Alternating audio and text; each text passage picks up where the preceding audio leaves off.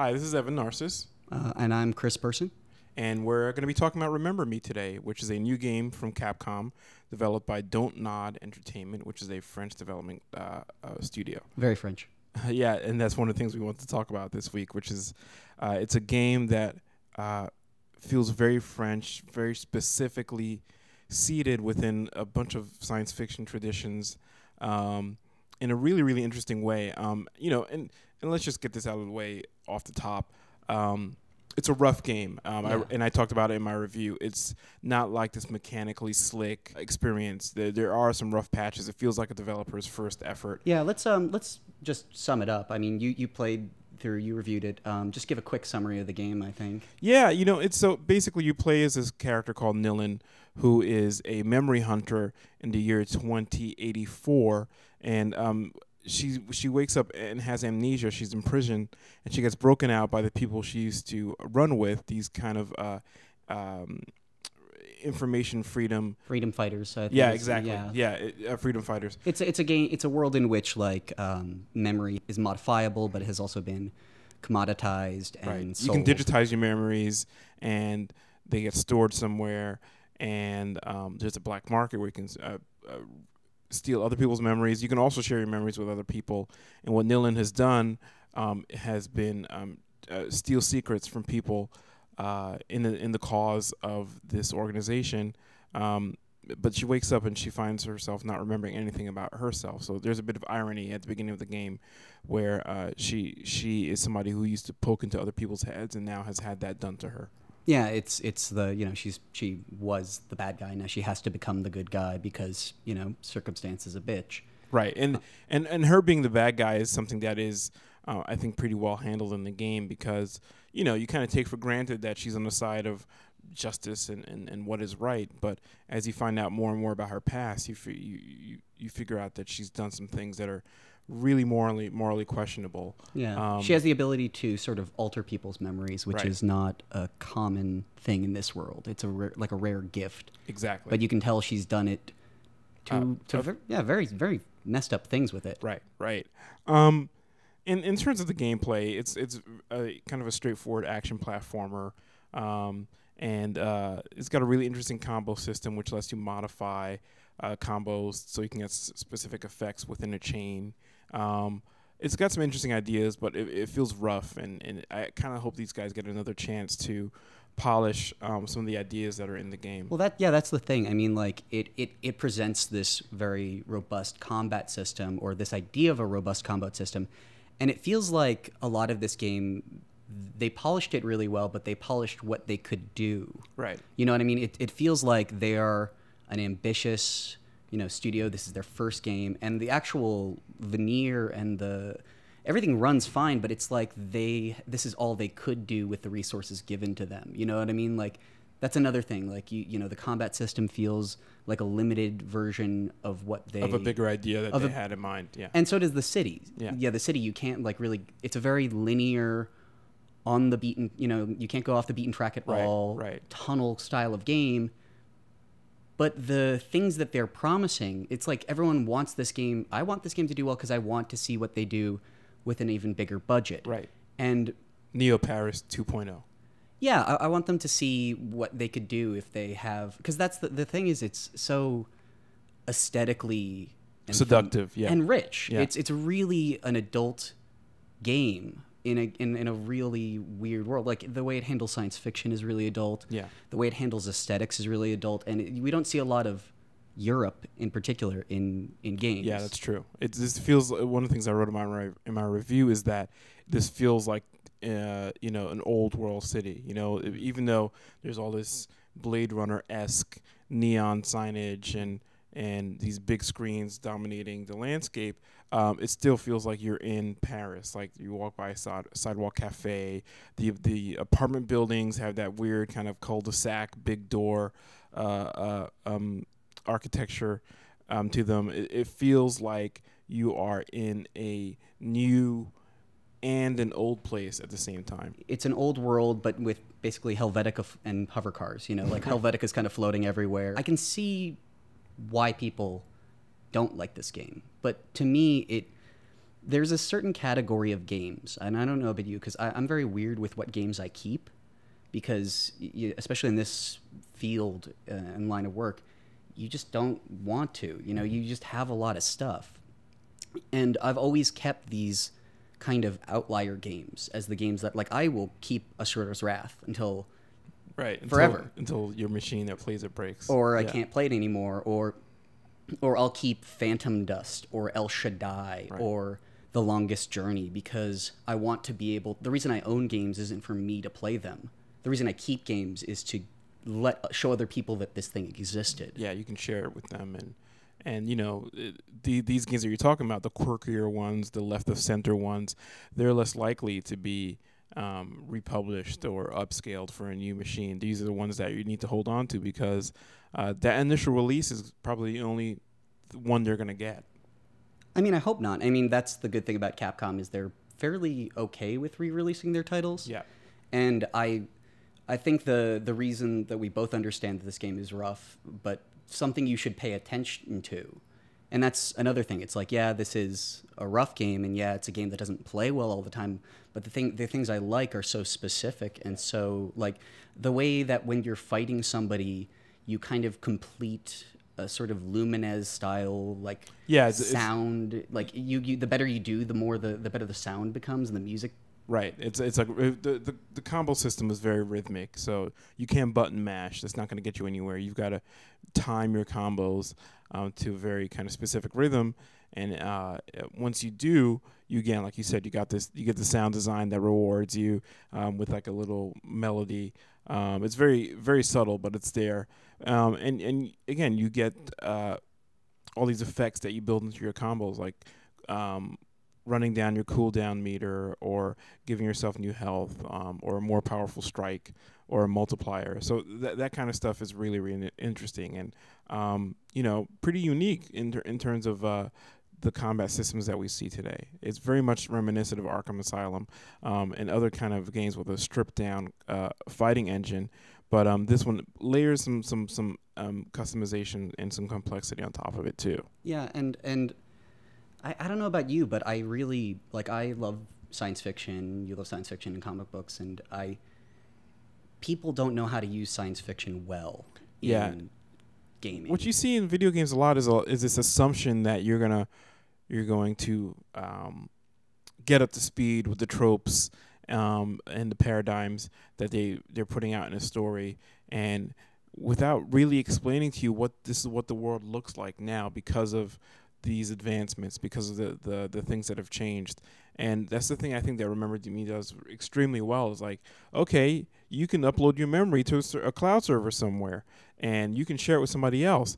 Guess what? Other people can access that stuff. Guess what? So that technology is not going to work for everybody, and you're going to have a bunch of people with hollowed out consciousness running around trying to suck up the experiences of other people because they don't remember what it's like to remember anything anymore, or feel anything anymore. And what I'm talking about too is the you know, if you're going to be using speculative fiction, you should be using it to prove. You're not using it to predict anything. Like, that is kind of passé. Nobody does that anymore. We live in the future now. It's boring, and you can be wrong too. You can be wrong and boring, and nobody will remember you very well. No pun intended.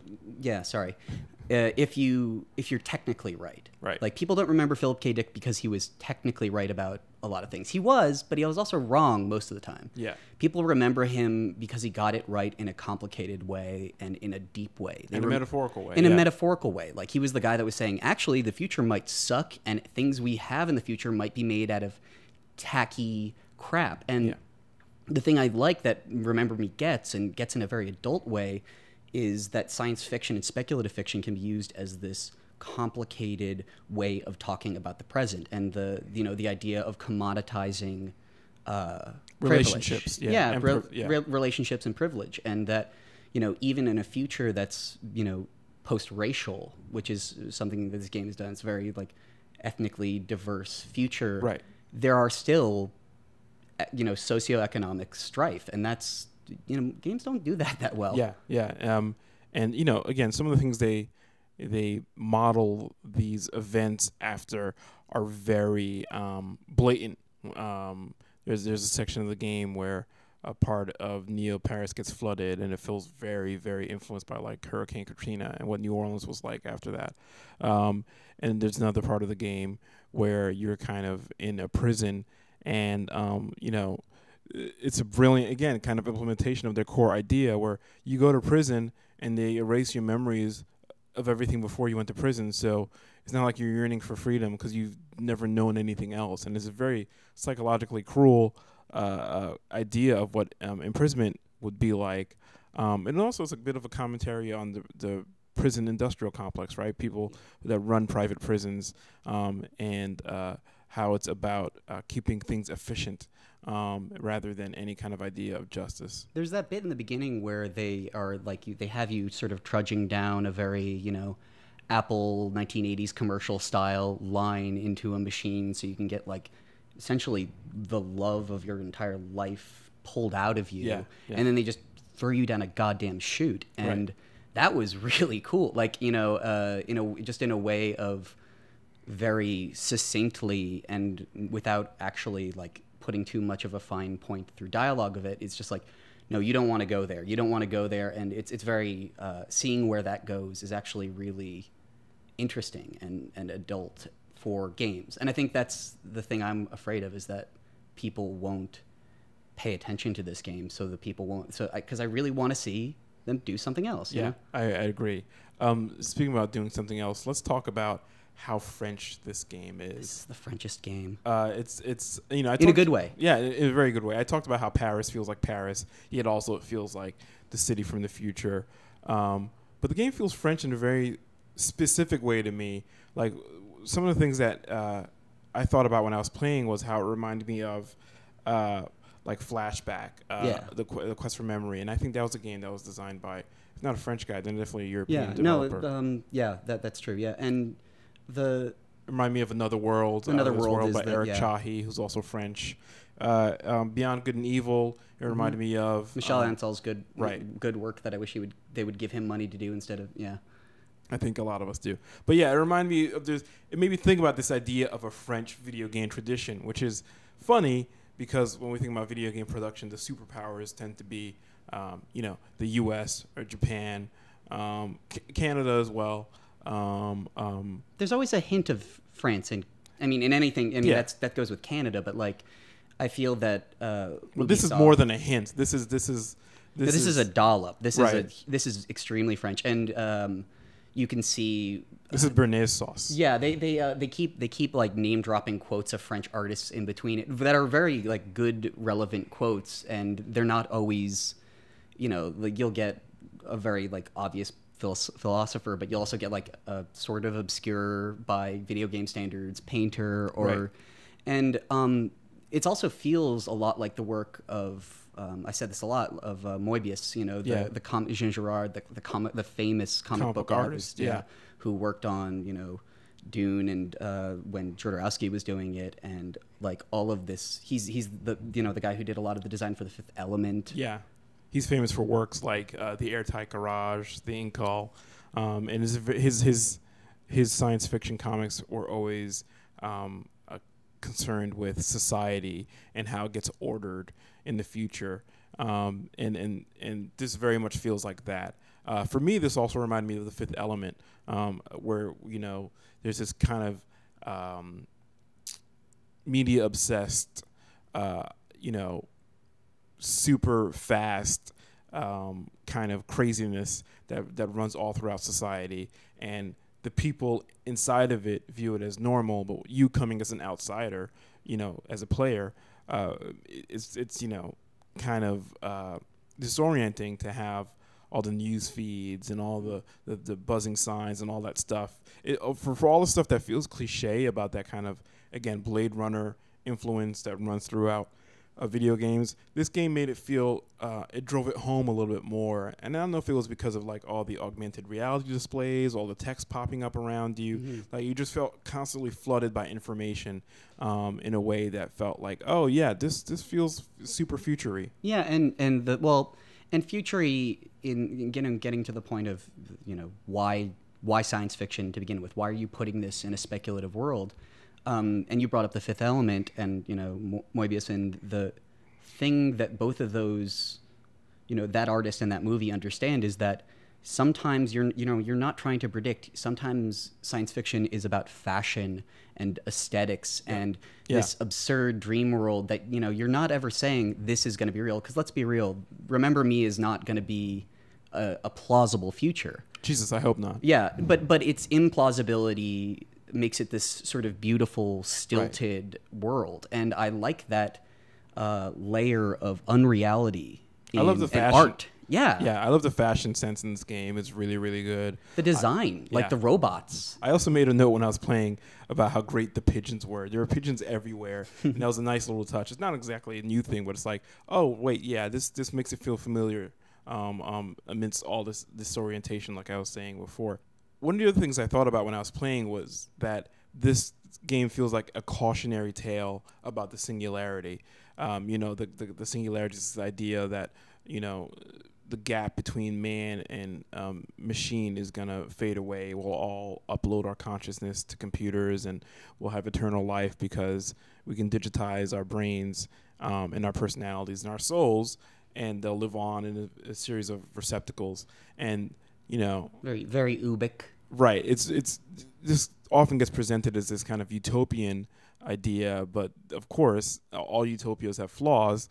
And then with this one, it's like, look, if you know how it feels when your Facebook or your Twitter gets hacked, and all of a sudden, shitty messages are being sent to your friends via those platforms. Imagine if your memory got hacked and somebody else could access it. Imagine if, somebody could just, suck out everything that makes you out of your brain and put some other kind of personality in there. It's a horrific thing. And it's the kind of idea you see played out in like William Gibson stuff, like Neuromancer, Johnny Mnemonic, science fiction works like that. But again, this puts a nice little twist on it, where it's a whole world where people don't necessarily want to know anything else. Rich people in this game can blot out their memories of anything bad that's ever happened to them, so they can feel like, oh man, my life's been great, and it's always been great, and nothing bad has ever happened to me, and I deserve all this cool status and money and all the stuff that I get. Yeah, you see a guy trying to buy like a child's first kiss at some point, which is both the most French thing you could. I would buy a child's first kiss, yes. But also one of the great things is that there's that intro, which is a very produced Abstergo / Apple intro, where it's like these people talking about how this technology has changed their lives for the better. And there's that one of the main characters in that actual intro you see later is a like totally privileged rich woman who's like pissed off that it took 20 minutes for her robot to get there for shopping. Right. That was a great moment. Yeah. And just that, actually these people aren't, for as stratified and screwed up as society is, these people aren't that much happier, and they're really just doing themselves a disservice and actually causing more problems than just living their life in an organic way, which, could be seen as like a tirade against how we outsource our memory to the cloud today with, cell phones and whatnot. Yeah. This is the phenomenon that I'm sure you've run into too, where it's like, it's so hard to remember somebody's phone number now. I used to be able to hold like 10, 20, 40 phone numbers in my head at the same time. Now I think I remember 2. Yeah, exactly. Because I remember them when I was in middle school. It's like mine and my parents. Yeah, so that's what we like about Remember Me. Yeah. It's really, it's a rough feeling game. Super rough, yeah. But with really great art direction, strong concepts, and the kind of game that makes you think about it long after you stop playing.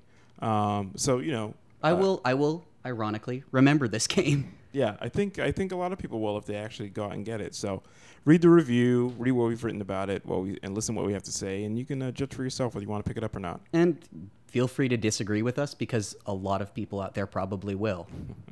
Right. Thanks for listening, guys. Thanks, guys. Bye.